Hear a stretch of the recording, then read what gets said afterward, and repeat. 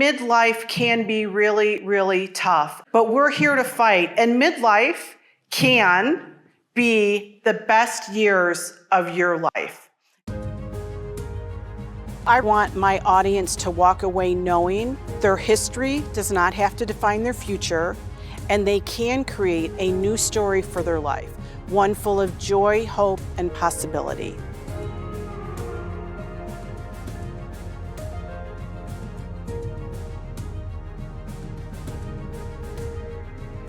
One Thanksgiving, we got a phone call. My brother-in-law had been killed by a drunk driver, and we had to go through that. But I just buried it deep down, like we tend to. And then 9 months later, I got another call. My sister, who had been married to my brother-in-law, had been killed in a very tragic car accident. And I took that grief and I stuffed it deep down. But it was my mother's death, which was more recent, where I found myself grief-stricken and on the kitchen floor. And that's when all these tragedies and grief started resurfacing. And that was when I did not know if I was going to get up off the floor.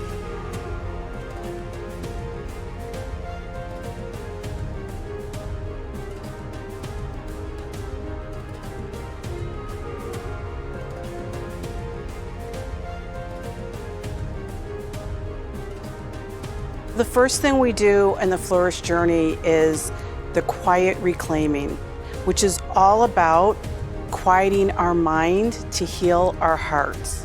One of the things that I do with women when I'm working with them is the Flourish Checkpoint, which is really a current life assessment. And the reason is you can't change tomorrow if you don't understand today. So we've taken a minute to quiet our mind. We've thought about what we're grateful for. How do you want to spend your day?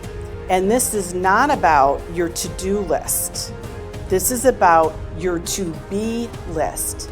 How do you want to show up in the day? Whose life do you want to impact? And that's a 3-minute process that you can do every day that can truly change your life.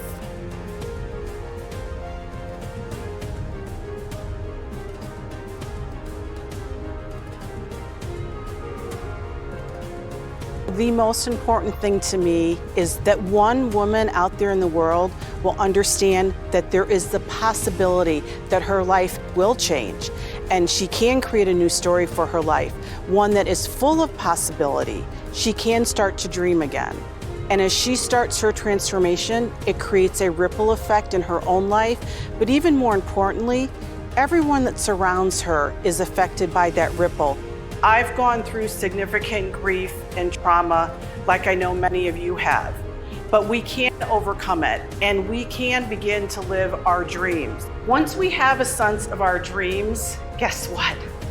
We have to take action. Sorry folks, it's not all about imagination and dreaming. So the final step is day 1. So what you do is you take a small action toward that dream.